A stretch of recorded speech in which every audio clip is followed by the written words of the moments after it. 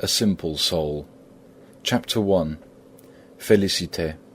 For half a century, the housewives of Pont-l'Évêque had envied Madame Aubain her servant Félicité.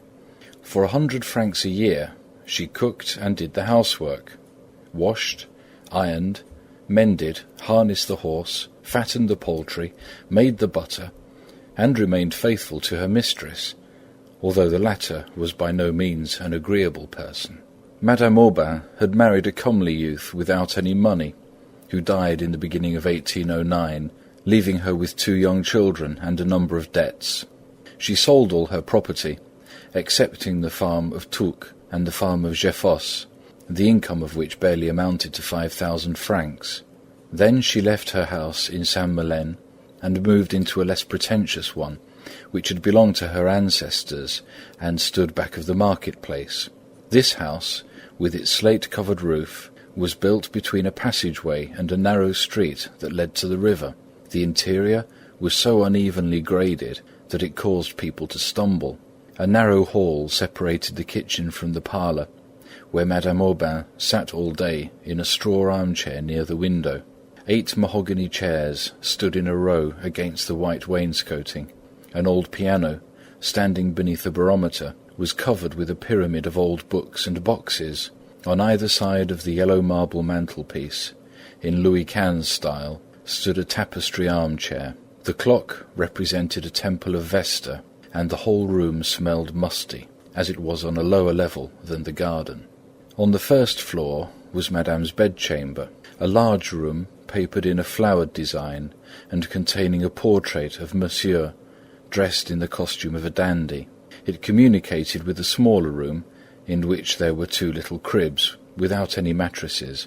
Next came the parlour, always closed, filled with furniture covered with sheets. Then a hall, which led to the study, where books and papers were piled on the shelves of a bookcase that enclosed 3/4 of the big black desk. 2 panels were entirely hidden under pen and ink sketches, gouache landscapes, and Audran engravings, relics of better times and vanished luxury. On the second floor, a garret window lighted Félicité's room, which looked out upon the meadows. She arose at daybreak in order to attend Mass, and she worked without interruption until night. Then, when dinner was over, the dishes cleared away and the door securely locked, she would bury the log under the ashes and fall asleep in front of the hearth, with a rosary in her hand. Nobody could bargain with greater obstinacy, and as for cleanliness, the lustre on her brass saucepans was the envy and despair of other servants. She was most economical, and when she ate, she would gather up crumbs with the tip of her finger, so that nothing should be wasted of the loaf of bread weighing 12 pounds, which was baked especially for her and lasted 3 weeks. Summer and winter she wore a dimity kerchief, fastened in the back with a pin, a cap which concealed her hair, a red skirt, grey stockings, and an apron with a bib like those worn by hospital nurses. Her face was thin, and her voice shrill. When she was 25, she looked 40. After she'd passed 50, nobody could tell her age. Erect and silent always, she resembled a wooden figure working automatically. Chapter 2. The Heroine. Like every other woman, she had had an affair of the heart. Her father, who was a mason, was killed by falling from a scaffolding. Then her mother died, and her sisters went their separate ways. A farmer took her in, and while she was quite small, let her keep cows in the fields. She was clad in miserable rags, beaten for the slightest offence, and finally dismissed for a theft of 30 sous, which she did not commit. She took service on another farm, where she tended the poultry, and as she was well thought of by her master, her fellow workers soon grew jealous. One evening in August, she was then 18 years old, they persuaded her to accompany them to the fair at Colleville. She was immediately dazzled by the noise, the lights in the trees, the brightness of the dresses, the laces and gold crosses, and the crowd of people all hopping at the same time. She was standing modestly at a distance, when presently a young man of well-to-do appearance, who'd been leaning on the pole of a wagon and smoking his pipe, approached her and asked her for a dance. He treated her to cider and cake, bought her a silk shawl, and then, thinking she had guessed his purpose, offered to see her home. When they came to the end of a field, he threw her down brutally, but she grew frightened and screamed, and he walked off. One evening, on the road leading to Beaumont, she came upon a wagon loaded with hay, and when she overtook it, she recognized Théodore. He greeted her calmly, and asked her to forget what had happened between them, as it was all the fault of the drink. She did not know what to reply, and wished to run away. Presently he began to speak of the harvest, and of the notables of the village. His father had left Colleville, and bought the farm of Les Échos, so that now they would be neighbours. "Ah!" she exclaimed. He then added that his parents were looking around for a wife for him, but that he himself was not so anxious and preferred to wait for a girl who suited him. She hung her head. He then asked her whether she had ever thought of marrying. She replied smilingly that it was wrong of him to make fun of her. "Oh, no, I'm in earnest," he said, and put his left arm around her waist while they sauntered along. The air was soft, the stars were bright, and the huge load of hay oscillated in front of them, drawn by 4 horses, whose ponderous hooves raised clouds of dust. Without a word from their driver, they turned to the right. He kissed her again, and she went home. The following week, Théodore obtained meetings. They met in yards, behind walls, or under isolated trees. She was not ignorant, as girls of well-to-do families are, for the animals had instructed her, but her reason and her instinct of honour kept her from falling. Her resistance exasperated Théodore's love, and so in order to satisfy it, or perchance ingeniously, he offered to marry her.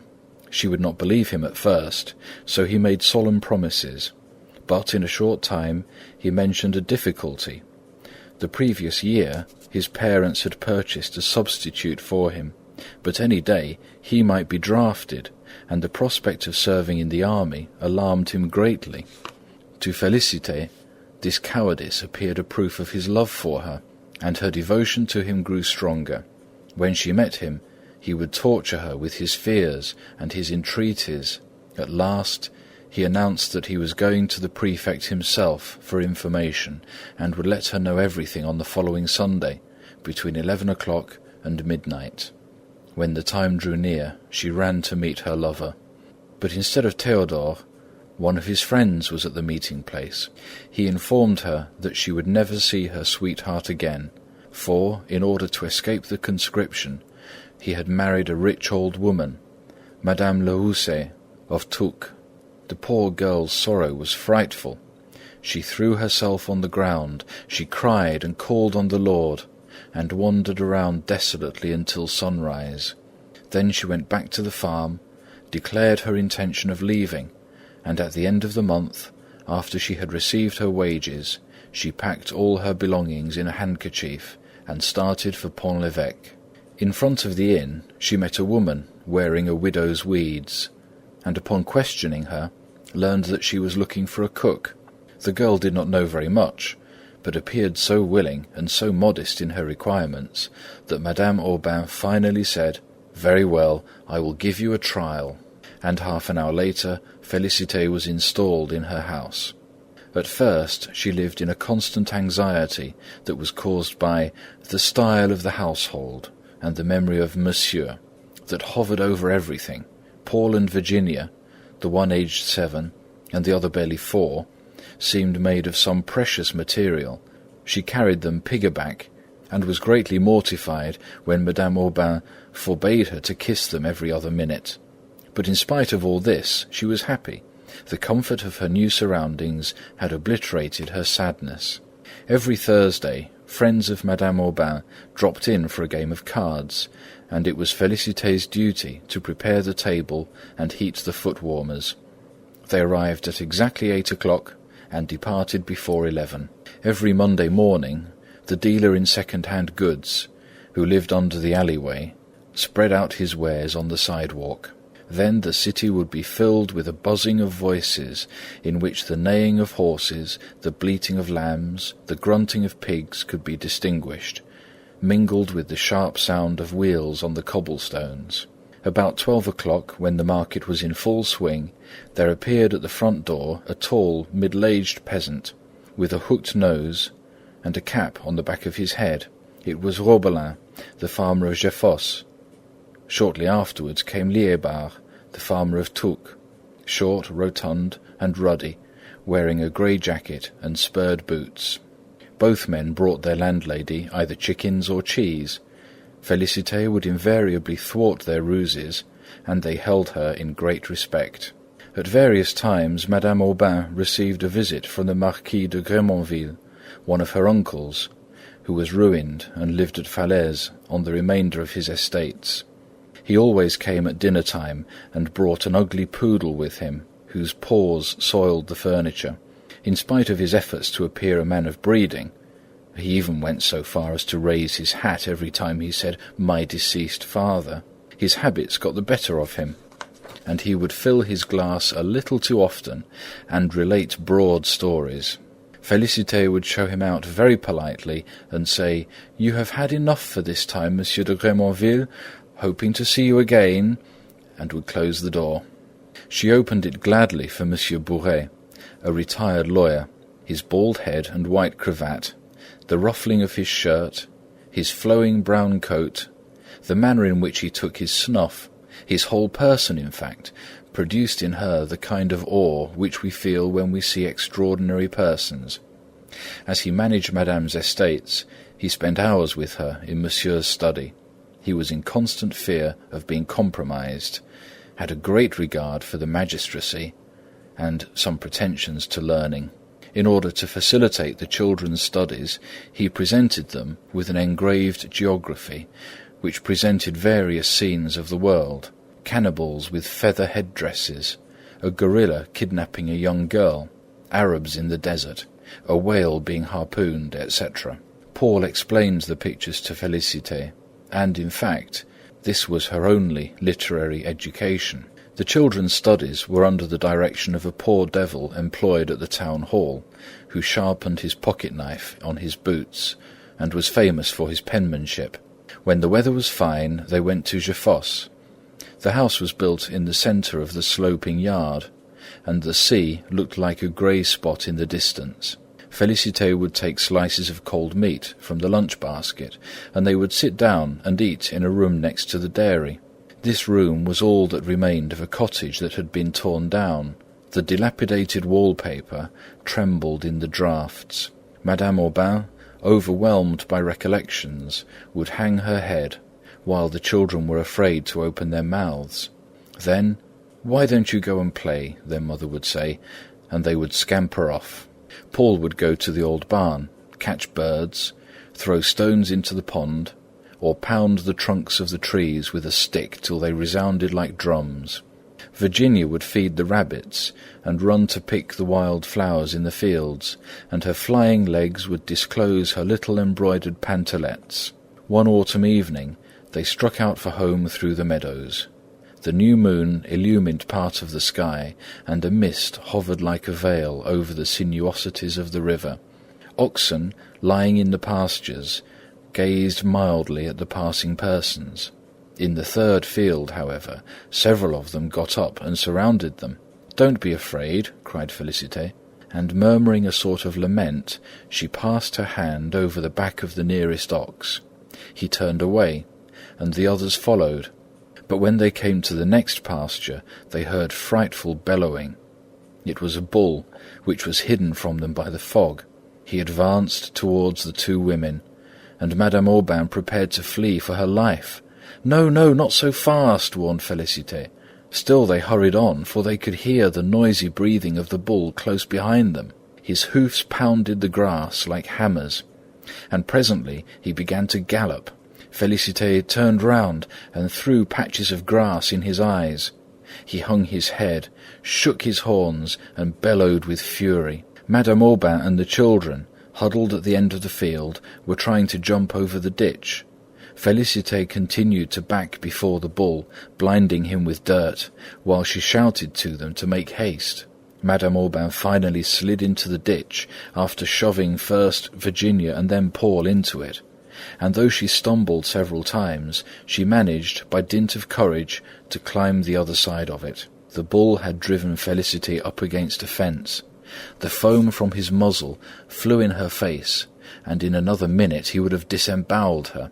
She had just time to slip between two bars, and the huge animal, thwarted, paused. For years this occurrence was a topic of conversation in Pont-l'Évêque, but Félicité took no credit to herself, and probably never knew that she had been heroic. Virginia occupied her thoughts solely, for the shock she had sustained gave her a nervous affection, and the physician, Monsieur Poupart, prescribed the saltwater bathing at Trouville. In those days Trouville was not greatly patronized.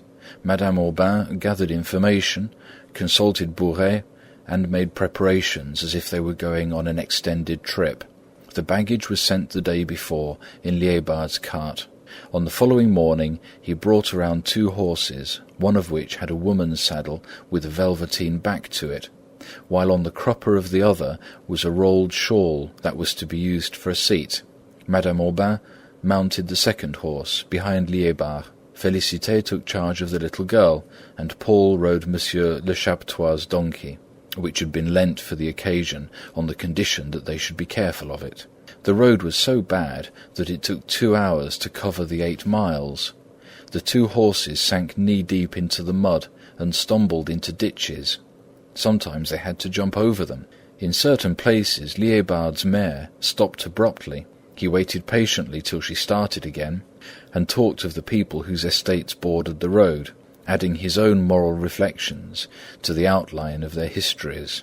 Thus, when they were passing through Touques, and came to some windows draped with nasturtiums, he shrugged his shoulders and said, "There's a woman, Madame Le Houssaye, who, instead of taking a young man—" Félicité could not catch what followed. The horses began to trot, the donkey to gallop, and they turned into a lane. Then a gate swung open. 2 farmhands appeared, and they all dismounted at the very threshold of the farmhouse. Mother Liébard, when she caught sight of her mistress, was lavish with joyful demonstrations. She got up a lunch which comprised a leg of mutton, tripe, sausages, a chicken fricassee, sweet cider, a fruit tart, and some preserved prunes.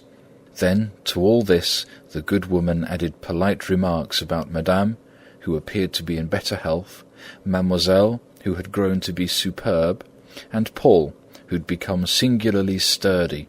She spoke also of their deceased grandparents, whom the Liébards had known, for they had been in the service of the family for several generations. Like its owners, the farm had an ancient appearance. The beams of the ceiling were mouldy, the walls black with smoke, and the windows grey with dust. The oak sideboard was filled with all sorts of utensils, plates, pitchers, tin bowls, wolf traps.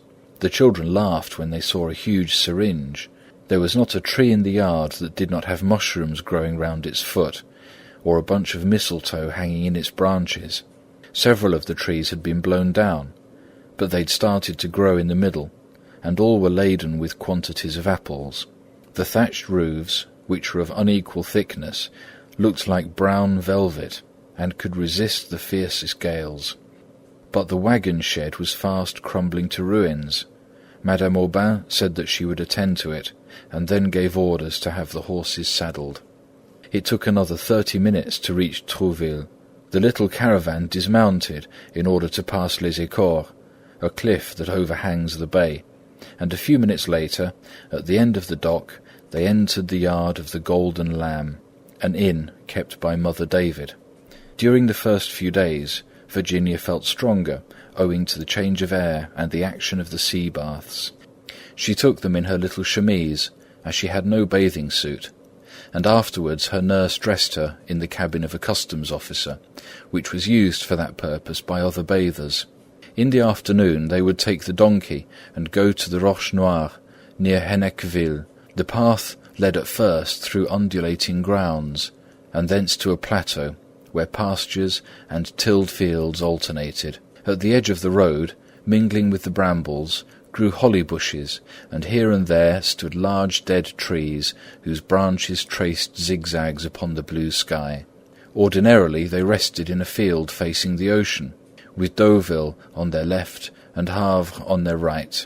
The sea glittered brightly in the sun, and was as smooth as a mirror, and so calm that they could scarcely distinguish its murmur.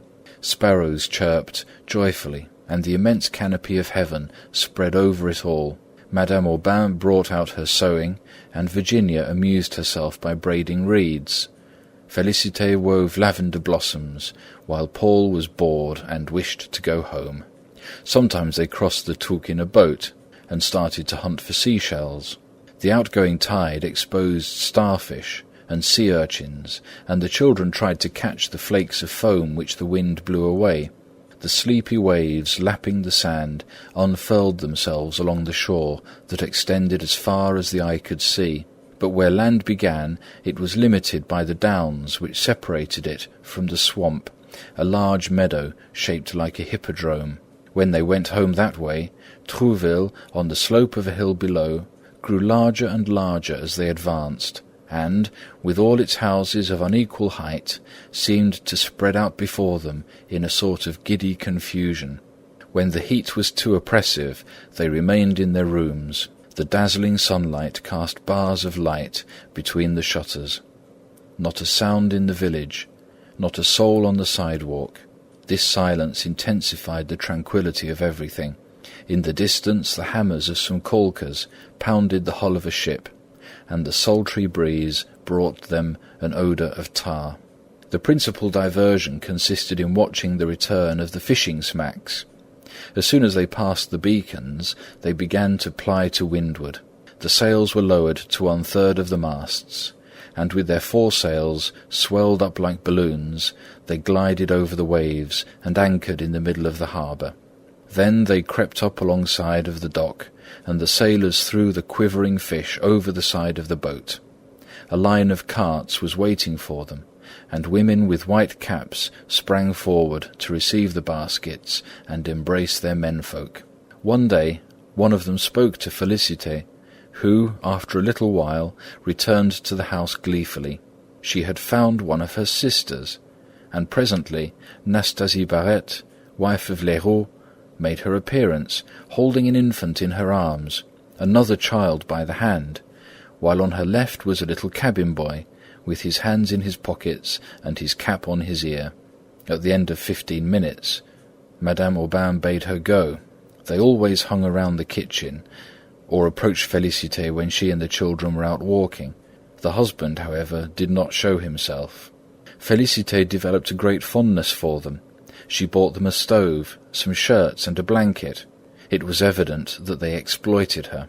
Her foolishness annoyed Madame Aubain, who, moreover, did not like the nephew's familiarity, for he called her son thou, and, as Virginia began to cough and the season was over, she decided to return to Pont-l'Évêque. Monsieur Bouret assisted her in the choice of a college. The one at Caen was considered the best, so Paul was sent away, and bravely said goodbye to them all, for he was glad to go to live in a house where he would have boy companions. Madame Aubain resigned herself to the separation from her son, because it was unavoidable. Virginia brooded less and less over it. Félicité regretted the noise he made, but soon a new occupation diverted her mind. Beginning from Christmas, she accompanied the little girl to her catechism lesson every day. End of Chapter 2. Chapter 3. Death. After she had made a curtsy at the threshold, she would walk up the aisle between the double lines of chairs, open Madame Aubain's pew, sit down and look around.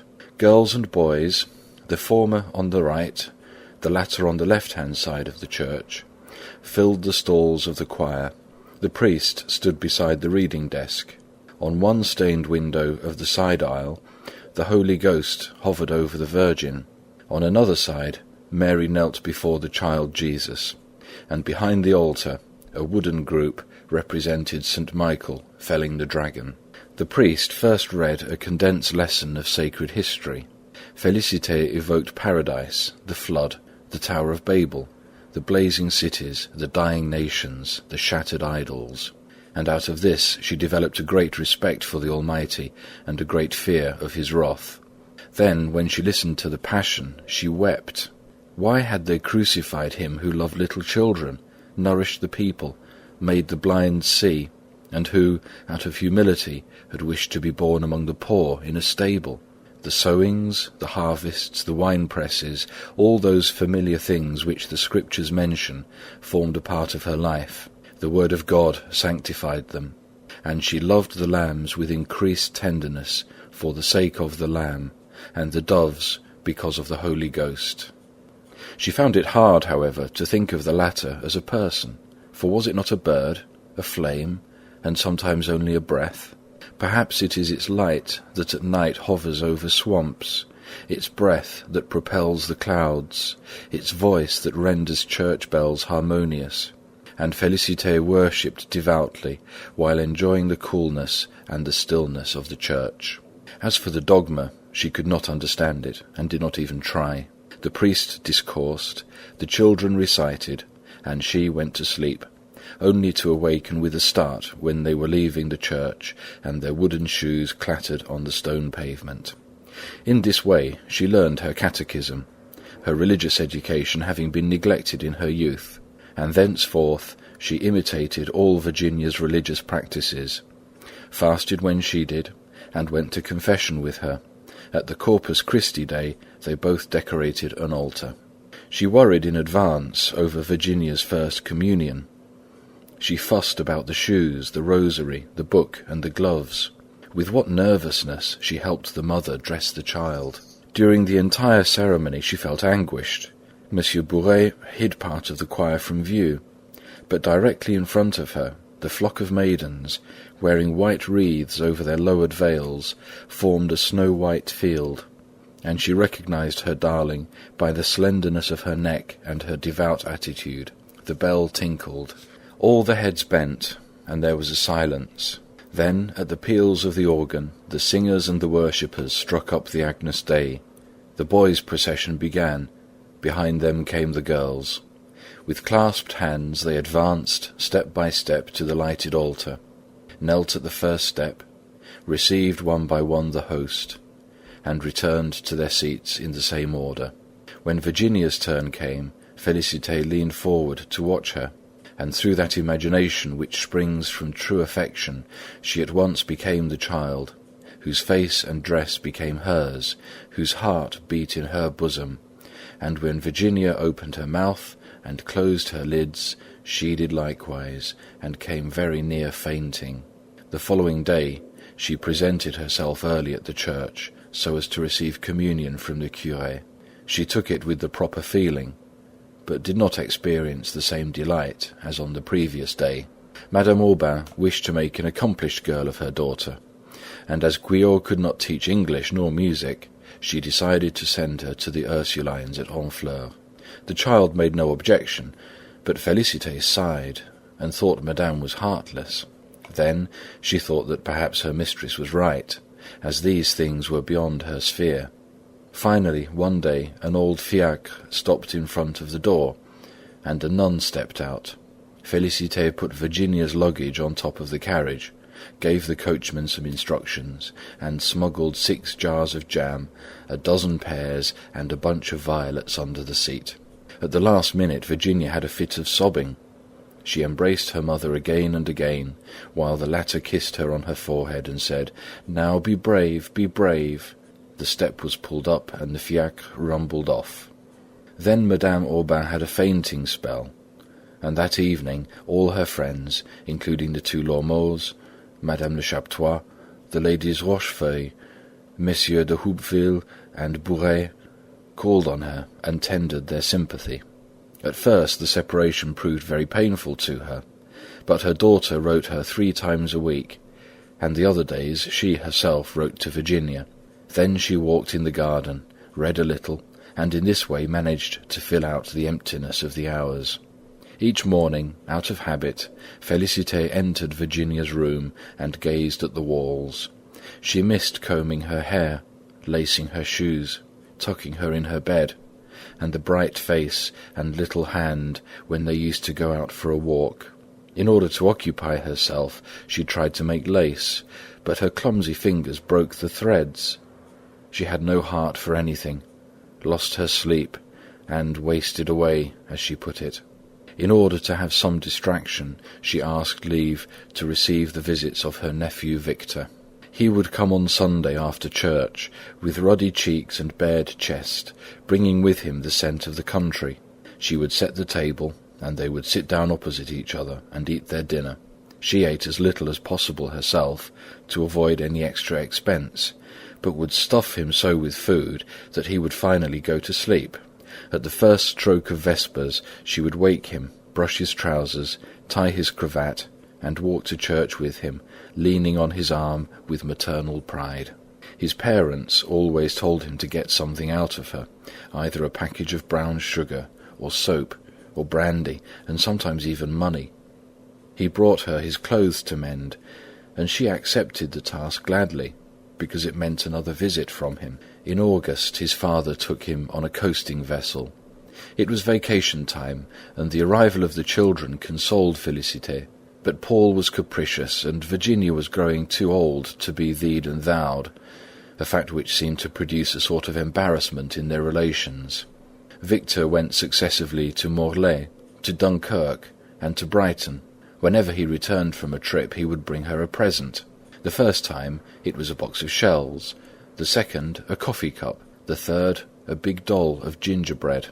He was growing handsome, had a good figure, a tiny moustache, kind eyes, and a little leather cap that sat jauntily on the back of his head. He amused his aunt by telling her stories mingled with nautical expressions.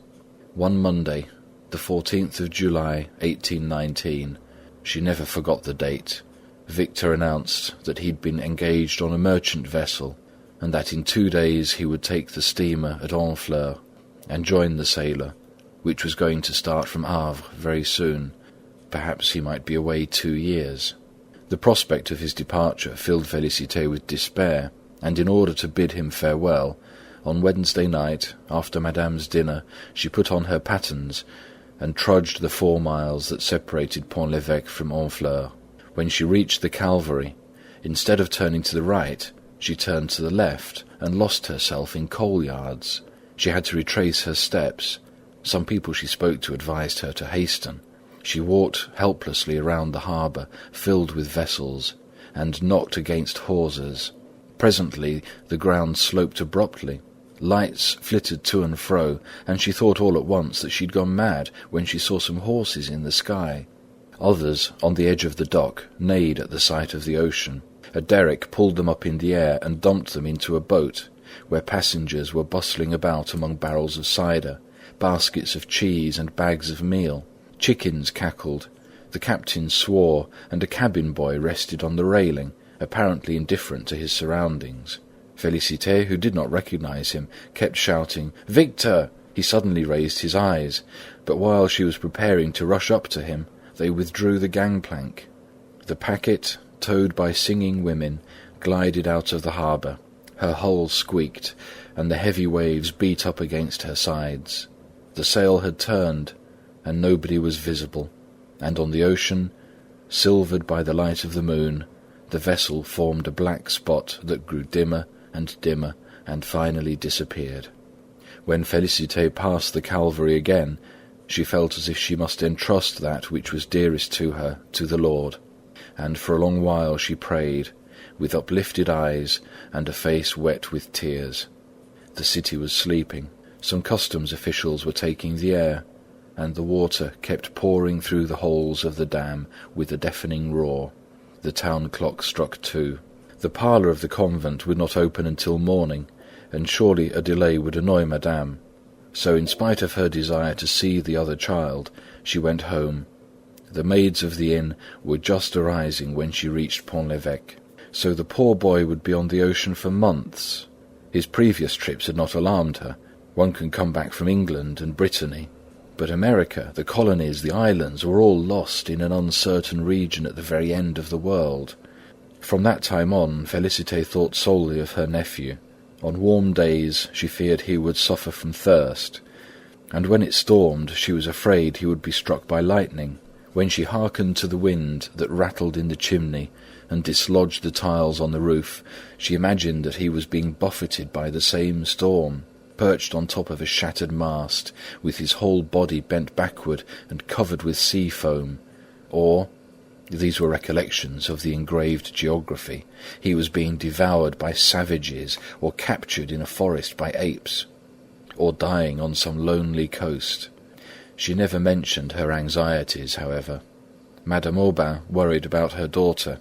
The sisters thought that Virginia was affectionate but delicate. The slightest emotion enervated her. She had to give up her piano lessons. Her mother insisted upon regular letters from the convent. One morning, when the postman failed to come, she grew impatient and began to pace to and fro from her chair to the window. It was really extraordinary. No news since 4 days. In order to console her mistress by her own example, Félicité said, "Why, madame, I haven't had any news since 6 months." "From whom?" The servant replied gently. "Why, from my nephew." "Oh, yes, your nephew." And shrugging her shoulders, Madame Aubain continued to pace the floor, as if to say, "I did not think of it. Besides, I do not care. A cabin boy, a pauper. But my daughter, what a difference! Just think of it!" Félicité, although she'd been reared roughly, was very indignant. Then she forgot about it. It appeared quite natural to her that one should lose one's head about Virginia. The 2 children were of equal importance. They were united in her heart, and their fate was to be the same. The chemist informed her that Victor's vessel had reached Havana. He had read the information in a newspaper. Félicité imagined that Havana was a place where people did nothing but smoke, and that Victor walked around among Negroes in a cloud of tobacco. Could a person, in case of need, return by land? How far was it from Pont-l'Évêque? In order to learn these things, she questioned Monsieur Bouret. He reached for his map and began some explanations concerning longitudes, and smiled with superiority at Félicité's bewilderment. At last he took his pencil and pointed out an imperceptible black point in the scallops of an oval blotch, adding, "There it is." She bent over the map. The maze of coloured lines hurt her eyes without enlightening her, and when Bouret asked her what puzzled her, she requested him to show her the house Victor lived in. Bouret threw up his hands, sneezed, and then laughed uproariously. Such ignorance delighted his soul. But Félicité failed to understand the cause of his mirth, she whose intelligence was so limited that she perhaps expected to see even the picture of her nephew. It was 2 weeks later that Liébard came into the kitchen at market time and handed her a letter from her brother-in-law. As neither of them could read, she called upon her mistress. Madame Aubain, who was counting the stitches of her knitting, laid her work down beside her, opened the letter, started, and in a low tone and with a searching look said, "They tell you of a misfortune. Your nephew, he had died." The letter told nothing more. Félicité dropped on a chair, leaned her head against the back, and closed her lids. Presently they grew pink. Then, with drooping head, inert hands, and staring eyes, she repeated at intervals, "Poor little chap! Poor little chap!" Liébard watched her and sighed. Madame Aubain was trembling. She proposed to the girl to go to see her sister in Trouville. With a single motion, Félicité replied that it was not necessary. There was a silence. Old Liébard thought it about time for him to take leave. Then Félicité uttered, "They have no sympathy. They do not care." Her head fell forward again, and from time to time, mechanically, she toyed with the long knitting needles on the work table. Some women passed through the yard with a basket of wet clothes. When she saw them through the window, she suddenly remembered her own wash, as she had soaked it the day before. She must go and rinse it now, so she arose and left the room. Her tub and her board were on the bank of the Touques. She threw a heap of clothes on the ground, rolled up her sleeves and grasped her bat, and her loud pounding could be heard in the neighbouring gardens. The meadows were empty, the breeze wrinkled the stream, at the bottom of which were long grasses that looked like the hair of corpses floating in the water. She restrained her sorrow and was very brave until night, but when she had gone to her own room, she gave way to it, burying her face in the pillow and pressing her 2 fists against her temples.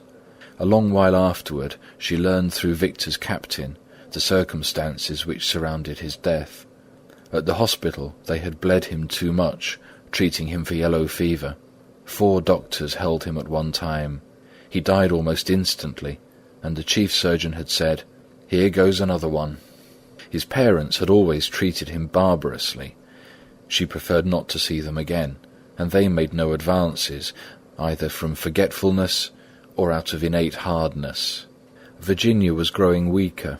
A cough, continual fever, oppressive breathing, and spots on her cheeks indicated some serious trouble. Monsieur Poupart had advised a sojourn in Provence. Madame Aubain decided that they would go, and she would have had her daughter come home at once had it not been for the climate of Pont-l'Évêque. She made an arrangement with a livery stable man who drove her over to the convent every Tuesday. In the garden there was a terrace from which the view extends to the Seine. Virginia walked in it, leaning on her mother's arm and treading the dead vine leaves. Sometimes the sun, shining through the clouds, made her blink her lids when she gazed at the sails in the distance, and let her eyes roam over the horizon, from the chateau of Tancarville to the lighthouses of Havre. Then they rested in the arbour. Her mother had bought a little cask of fine Malaga wine, and Virginia, laughing at the idea of becoming intoxicated, would drink a few drops of it, but never more. Her strength returned. Autumn passed. Félicité began to reassure Madame Aubain, but one evening, when she returned home after an errand, she met Monsieur Poupart's coach in front of the door. Monsieur Poupart himself was standing in the vestibule, and Madame Aubain was tying the strings of her bonnet. "Give me my foot-warmer, my purse and my gloves, and be quick about it," she said. Virginia had congestion of the lungs. Perhaps it was desperate. "Not yet," said the physician, and both got into the carriage, while the snow fell in thick flakes. It was almost night, and very cold. Félicité rushed to the church to light a candle. Then she ran after the coach, which she overtook after an hour's chase, sprang up behind, and held on to the straps. But suddenly a thought crossed her mind. The yard had been left open. Supposing that burglars got in? And down she jumped. The next morning, at daybreak, she called at the doctor's. He'd been home, but had left again. Then she waited at the inn, thinking that strangers might bring her a letter. At last, at daylight, she took the diligence for Lisieux. The convent was at the end of a steep and narrow street. When she arrived about at the middle of it, she heard strange noises and a funeral knell. It must be for someone else, thought she, and she pulled the knocker violently. After several minutes had elapsed, she heard footsteps. The door was half opened, and a nun appeared. The good sister, with an air of compunction, told her that she had just passed away, and at the same time the tolling of St. Leonard's increased. Félicité reached the 2nd floor. Already at the threshold she caught sight of Virginia lying on her back, with clasped hands, her mouth open and her head thrown back, beneath a black crucifix inclined toward her, and stiff curtains which were less white than her face. Madame Aubain lay at the foot of the couch, clasping it with her arms and uttering groans of agony. The Mother Superior was standing on the right side of the bed. The 3 candles on the bureau made red blurs, and the windows were dimmed by the fog outside. The nuns carried Madame Aubain from the room. For 2 nights, Félicité never left the corpse. She would repeat the same prayers, sprinkle holy water over the sheets, get up, come back to the bed and contemplate the body. At the end of the first vigil, she noticed that the face had taken on a yellow tinge. The lips grew blue, the nose grew pinched, the eyes were sunken. She kissed them several times, and would not have been greatly astonished had Virginia opened them. To souls like these, the supernatural is always quite simple. She washed her, wrapped her in a shroud, put her into the casket, laid a wreath of flowers on her head, and arranged her curls. They were blonde, and of an extraordinary length for her age. Félicité cut off a big lock, and put half of it into her bosom, resolving never to part with it. The body was taken to Pont-l'Évêque, according to Madame Aubain's wishes. She had followed the hearses in a closed carriage. After the ceremony, it took 3/4 of an hour to reach the cemetery. Paul, sobbing, headed the procession. Monsieur Bouret followed, and then came the principal inhabitants of the town, the women covered with black capes, and Félicité. The memory of her nephew, and the thought that she had not been able to render him these honours, made her doubly unhappy, and she felt as if he were being buried with Virginia. Madame Aubain's grief was uncontrollable. At first she rebelled against God, thinking that he was unjust to have taken away her child, she who had never done anything wrong, and whose conscience was so pure. But no, she ought to have taken her south. Other doctors would have saved her. She accused herself, prayed to be able to join her child, and cried in the midst of her dreams. Of the latter, one more especially haunted her. Her husband, dressed like a sailor, had come back from a long voyage, and with tears in his eyes told her that he had received the order to take Virginia away.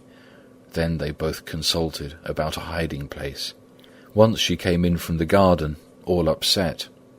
A moment before, and she showed the place, the father and daughter had appeared to her, one after the other. They did nothing but look at her. During several months she remained inert in her room. Félicité scolded her gently. She must keep up for her son, and also for the other one, for her memory.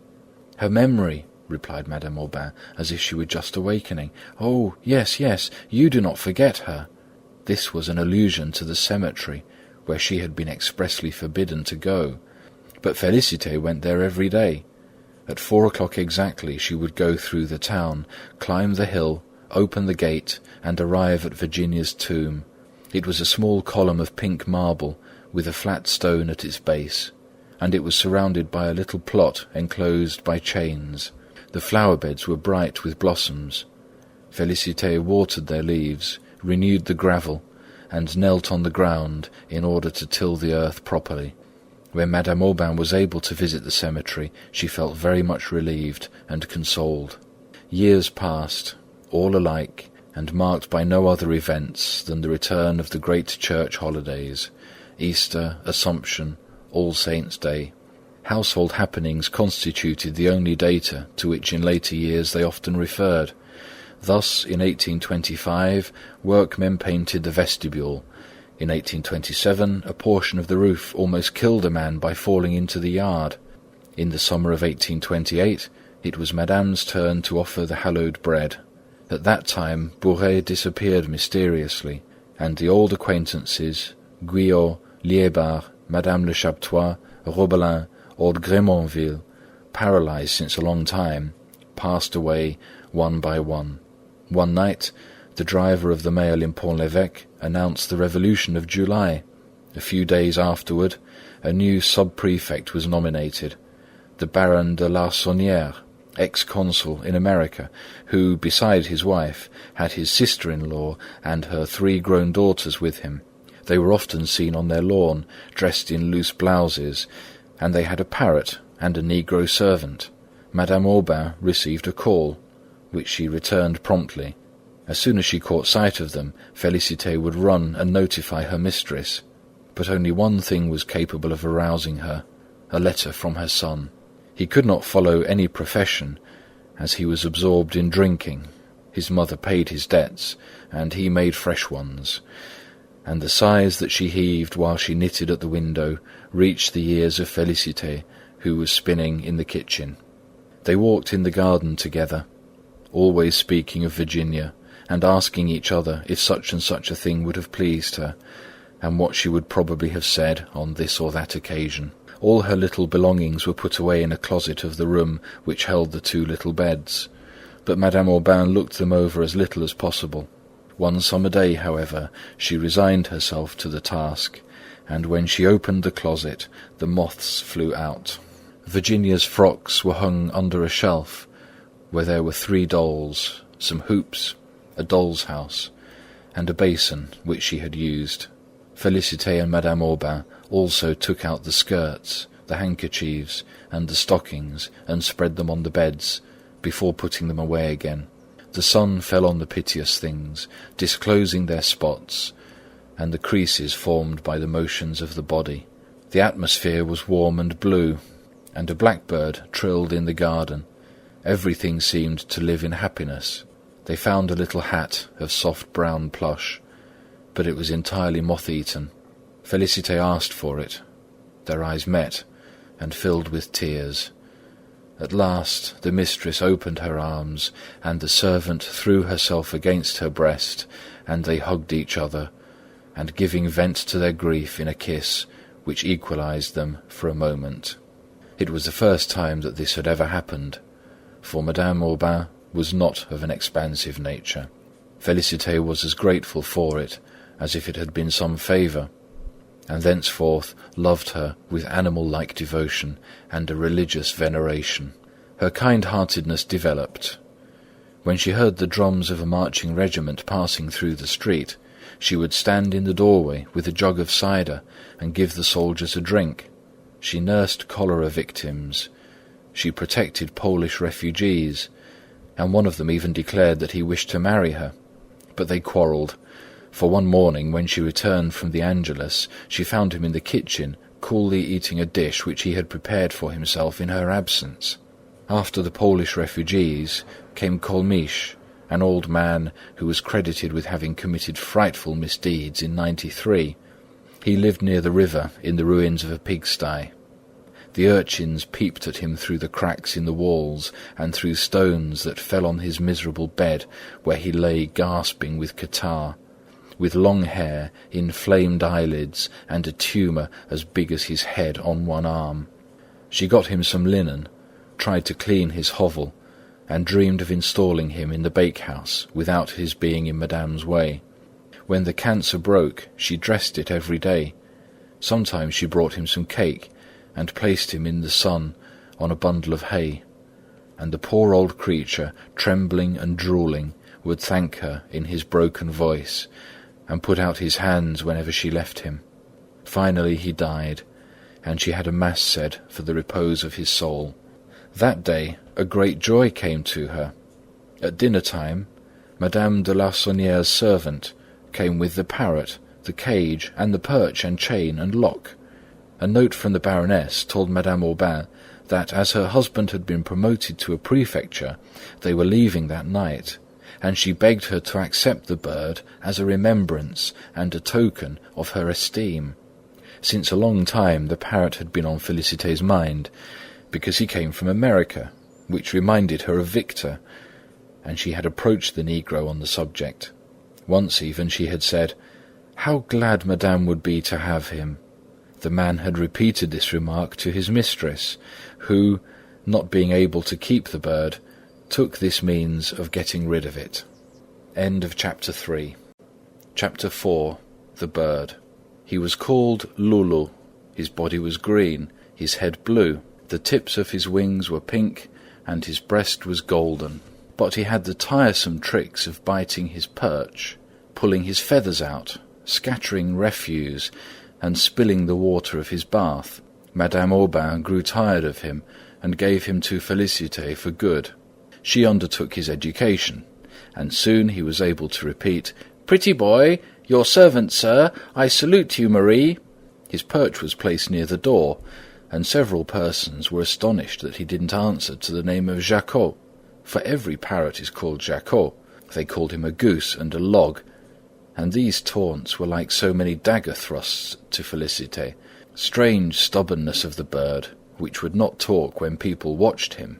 Nevertheless, he sought society, for on Sunday, when the ladies Rochefeuille, Monsieur de Houppeville, and the new habitués Onfroy, the chemist, Monsieur Varin, and Captain Mathieu dropped in for their game of cards, he struck the window-panes with his wings, and made such a racket that it was impossible to talk. Bouret's face must have appeared very funny to Lulu. As soon as he saw him, he would begin to roar. His voice re-echoed in the yard, and the neighbours would come to the windows and begin to laugh too, and in order that the parrot might not see him, Monsieur Bouret edged along the wall, pushed his hat over his eyes to hide his profile, and entered by the garden door, and the looks he gave the bird lacked affection. Loulou, having thrust his head into the butcher boy's basket, received a slap, and from that time he always tried to nip his enemy. Fabu threatened to wring his neck, although he was not cruelly inclined, notwithstanding his big whiskers and tattooings. On the contrary, he rather liked the bird, and out of deviltry tried to teach him oaths. Félicité, whom his manner alarmed, put Loulou in the kitchen, took off his chain, and let him walk all over the house. When he went downstairs, he rested his beak on the steps, lifted his right foot, and then his left one, but his mistress feared that such feats would give him vertigo. He became ill, and was unable to eat. There was a small growth under his tongue, like those chickens are sometimes afflicted with.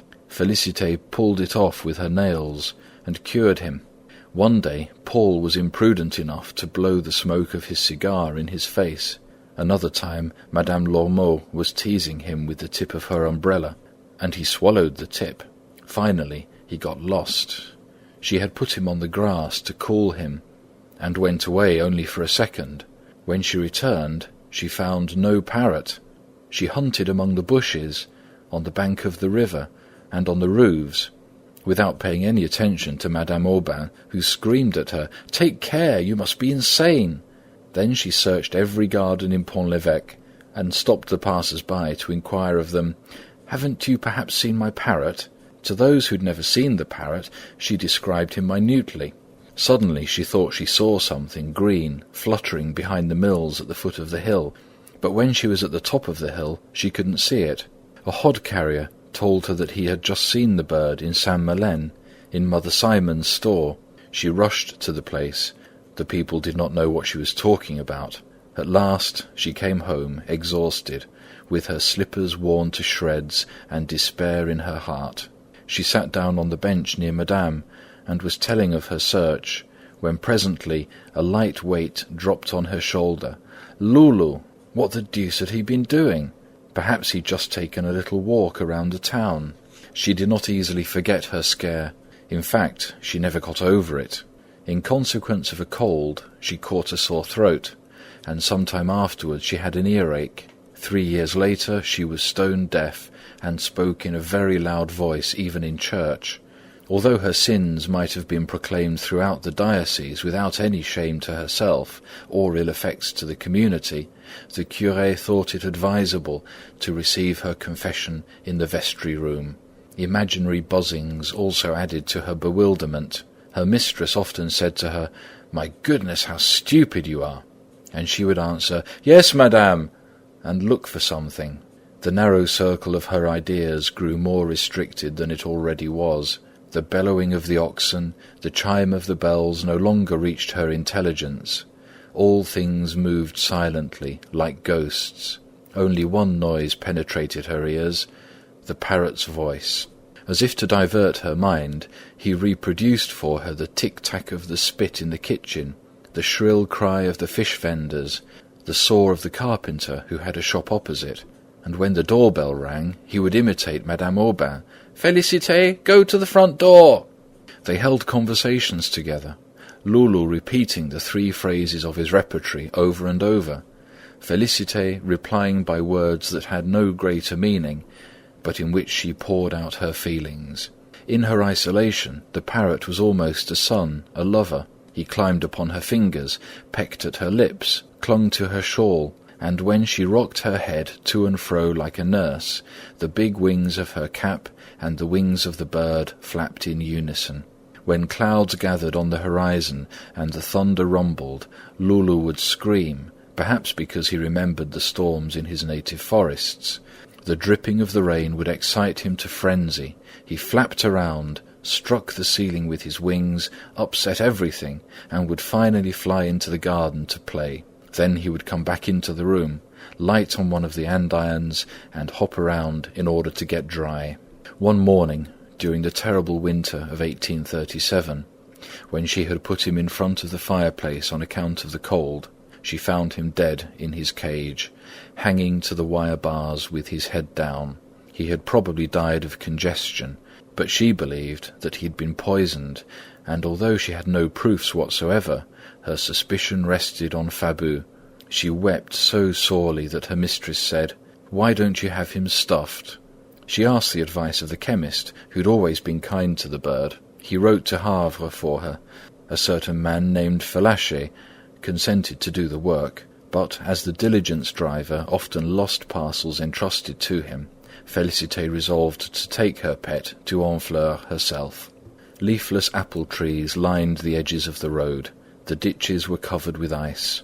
The dogs on the neighbouring farms barked, and Félicité, with her hands beneath her cape, her little black sabots and her basket, trotted along nimbly in the middle of the sidewalk. She crossed the forest, passed by the Hauts-Chênes, and reached Saint-Gatien. Behind her, in a cloud of dust and impelled by the steep incline, a mail coach drawn by galloping horses advanced like a whirlwind. When he saw a woman in the middle of the road who did not get out of the way, the driver stood up in his seat and shouted to her, and so did the postilion, while the 4 horses, which he could not hold back, accelerated their pace. The 2 leaders were almost upon her. With a jerk of the reins he threw them to one side, but, furious at the incident, he lifted his big whip and lashed her from her head to her feet with such violence that she fell to the ground unconscious. Her first thought when she recovered her senses was to open the basket. Loulou was unharmed. She felt a sting on her right cheek. When she took her hand away, it was red, for the blood was flowing. She sat down on a pile of stones and sopped her cheek with her handkerchief. Then she ate a crust of bread she'd put in her basket and consoled herself by looking at the bird. Arriving at the top of Équemonville, she saw the lights of Honfleur shining in the distance like so many stars. Further on, the ocean spread out in a confused mass. Then a weakness came over her, the misery of her childhood, the disappointment of her first love, the departure of her nephew, the death of Virginia. All these things came back to her at once, and, rising like a swelling tide in her throat, almost choked her. Then she wished to speak to the captain of the vessel, and without stating what she was sending, she gave him some instructions. Fellacher kept the parrot a long time. He always promised that it would be ready for the following week. After 6 months he announced the shipment of a case, and that was the end of it. Really, it seemed as if Loulou would never come back to his home. They have stolen him, thought Félicité. Finally he arrived, sitting bolt upright on a branch, which could be screwed into a mahogany pedestal, with his foot in the air, his head on one side, and in his beak a nut which the naturalist, from love of the sumptuous, had gilded. She put him in her room. This place, to which only a chosen few were admitted, looked like a chapel and a second-hand shop. So filled was it with devotional and heterogeneous things. The door could not be opened easily on account of the presence of a large wardrobe. Opposite the window that looked out into the garden, a bull's-eye opened on the yard. A table was placed by the cot and held a wash-basin, 2 combs, and a piece of blue soap in a broken saucer. On the walls were rosaries, medals, a number of holy virgins, and a holy water basin made out of a coconut. On the bureau, which was covered with a napkin like an altar, stood the box of shells that Victor had given her, also a watering can and a balloon, writing books, the engraved geography, and a pair of shoes. On the nail which held the mirror hung Virginia's little plush hat. Félicité carried this sort of respect so far that she even kept one of Monsieur's old coats. All the things which Madame Aubain discarded, Félicité begged for her own room. Thus she had artificial flowers on the edge of the bureau, and a picture of the Comte d'Artois in the recess of the window. By means of a board, Loulou was set on a portion of the chimney which advanced into the room. Every morning when she awoke, she saw him in the dim light of dawn, and recalled bygone days and the smallest details of insignificant actions without any sense of bitterness or grief. As she was unable to communicate with people, she lived in a sort of somnambulistic torpor.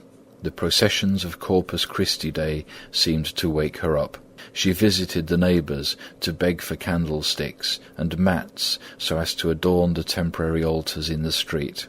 In church, she always gazed at the Holy Ghost and noticed that there was something about it that resembled a parrot. The likeness appeared even more striking on a coloured picture by Espinal, representing the baptism of our Saviour. With his scarlet wings and emerald body, it was really the image of Loulou. Having bought the picture, she hung it near the one of the Comte d'Artois, so that she could take them in at one glance. They associated in her mind, the parrot becoming sanctified through the neighbourhood of the Holy Ghost, and the latter becoming more lifelike in her eyes and more comprehensible. In all probability, the Father had never chosen as messenger a dove, as the latter has no voice, but rather one of Loulou's ancestors, and Félicité said her prayers in front of the coloured picture, though from time to time she turned slightly toward the bird. She desired very much to enter in the ranks of the Daughters of the Virgin, but Madame Aubain dissuaded her from it. A most important event occurred, Paul's marriage. After being first a notary's clerk, and then in business, and then in the customs, and a tax collector, and having even applied for a position in the administration of woods and forests, he had at last, when he was 36 years old, by a divine inspiration found his vocation, registrature, and he displayed such a high ability that an inspector had offered him his daughter and his influence. Paul, who had become quite settled, brought his bride to visit his mother, but she looked down upon the customs of Pont-l'Évêque, put on airs, and hurt Félicité's feelings. Madame Aubain felt relieved when she left. The following week, they learned of Monsieur Bouret's death in an inn. There were rumours of suicide, which were confirmed. Doubts concerning his integrity arose.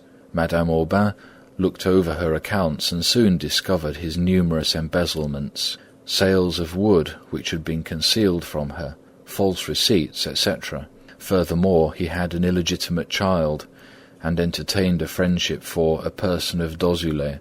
These base actions affected her very much.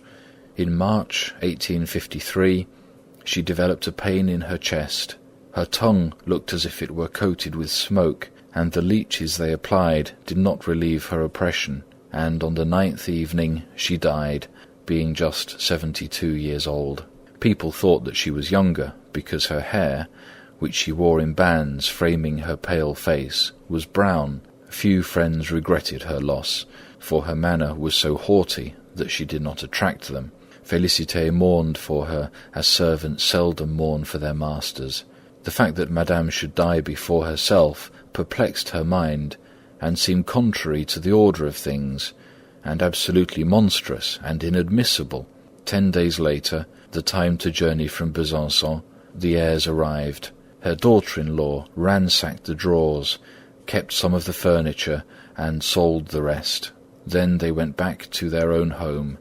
Madame's armchair, foot-warmer, work-table, the 8 chairs, everything was gone. The places occupied by the pictures formed yellow squares on the walls. They had taken the 2 little beds, and the wardrobe had been emptied of Virginia's belongings. Félicité went upstairs, overcome with grief. The following day a sign was posted on the door.